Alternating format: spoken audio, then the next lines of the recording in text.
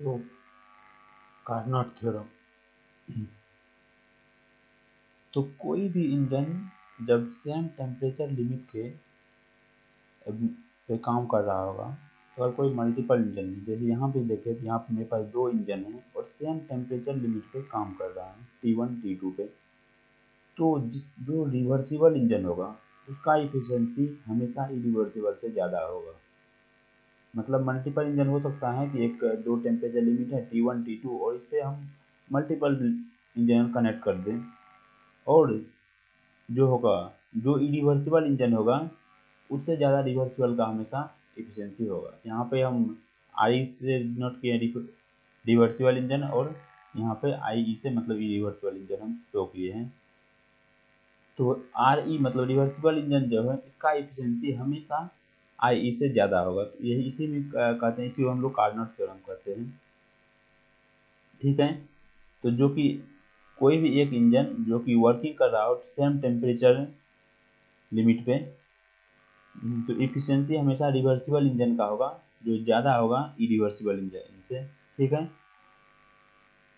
अब इसका प्रूफ, तो हम मान लेते हैं कि अभी हम क्या देखें कि रिवर्सिबल इंजन का इफिशियंसी ज़्यादा होगा, लेकिन हम इसमें मान लेते हैं जो इरिवर्सिबल है उसका ज़्यादा है। ठीक, प्रूफ तो हम लोग करना है एन रिवर्सिबल का इरिवर्सिबल से ज़्यादा है, लेकिन हम मान लेंगे इरिवर्सिबल का रिवर्सिबल से ज़्यादा है। ठीक, ऐसा मान लेते हैं। तो इफिशियंसी क्या होता है, वर्क डन बाय जो इनपुट चार्ज होता है वो होता है, जो इनपुट हीट जो इनपुट देते हैं वो work done by heat supply. तो यहाँ पे हीट सप्लाई मेरा Q1 है, तो हम इसको Q1 दे दिए। सिमिलरली ये बड़ा हो जाएगा WB बाई Q1। ठीक, Q1 भी इसीलिए लिखे हैं कि यहाँ पे ये हीट रिजेक्टेड है, लेकिन जब इरिवर्सिबल इंजन होता है तो ये इंजन लिखे हैं लेकिन हम इसमें हीट सप्लाई कर रहे हैं, इसीलिए मतलब कि हीट पंप की तरह काम कर रहा है। लेकिन इरिवर्सिबल का हीट पंप हो या हीट इंजन, उससे कोई दिक्कत नहीं है। इसका डायरेक्शन चेंज करने के बावजूद भी यहाँ पर जैसे देखिए एक यहाँ लिख दिए हैं बी एक रिवर्सिबल इंजन है, इसीलिए अगर इसका डायरेक्शन चेंज भी कर देते हैं तो इसका मैग्नीट्यूड पे कोई फर्क नहीं पड़ेगा।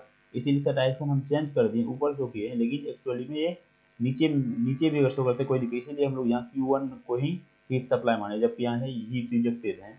यहाँ कंफ्यूज नहीं होना है, इससे पहले एक फिगर बना के इसे शो कर देना है कि ये नीचे है, और नेक्स्ट फिगर में ये शो करना है।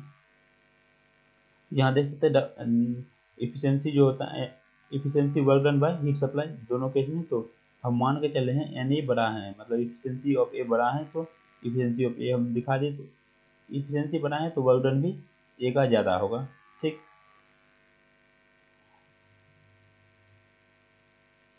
अब देखो ये अब माने हैं जब वर्क डन ए का बड़ा है, इसका वर्क डन बड़ा है, तो यही वर्क डन इसमें देते हैं। वर्क डन ए का बड़ा है तो हम ये वर्क डन देते हैं, क्योंकि इसमें तो कम वर्क डन लगेगा, तो कम लगेगा तो ये अगर उससे ज़्यादा भी दे देंगे तो कोई दिक्कत नहीं है, यहाँ देते हैं। तो अगर ज़्यादा वर्क डन हम देंगे तो ऑब्वियस सी बात है कि हीट जो हम लोग को रिजेक्ट होगा वो भी ज़्यादा होगा। तो यहाँ मतलब Q1 ज़्यादा होगा, जितना हम लोग को होना चाहिए उससे ज़्यादा होगा। जब ये Q1 भी ज़्यादा ही है, एक्चुअली ये रहता ज़्यादा है लेकिन हम लोग मान लेते हैं दोनों इक्वल ही हैं, तब ये ज़्यादा है तो दोनों को आपस में कनेक्ट कर देंगे। अब अगर हम तो अब हम एक जो T1 शॉर्ट है इसको हम हटा देंगे, तो हम देखते हैं Q1 और Q2 दोनों अब बराबर हो जाता है। तो हम लोग क्या करेंगे कि Q1 को ही यूज कर लेंगे ए के लिए, मतलब इसी को हम ए से कनेक्ट कर देंगे और इसको सप्लाई देंगे। तो अब ये देखिए केल्विन प्लैंक स्टेटमेंट को वायलेट करते, कल केल्विन प्लैंक स्टेटमेंट कल देखे थे कि कोई भी अगर वर्क डन हो रहा है एक मशीन का, उसमें दो कम से कम टेम्परेचर लिमिट चाहिए, एक सिंगल रिजर्वायर से हम वर्क डन नहीं कर सकते हैं। तो यहाँ पे ये वायलेट हो जाएगा केल्विन प्लैंक स्टेटमेंट का, इसीलिए जो हम लोग माने एज्यूम किए थे efficiency of B is greater than efficiency of A, तो ये हम लोग का sorry efficiency of A is greater than efficiency of B, ये हम लोग का गलत हो जाएगा। इसके मतलब क्या हो गया, इफिशियंसी ऑफ बी हम लोग का ज़्यादा है। ठीक।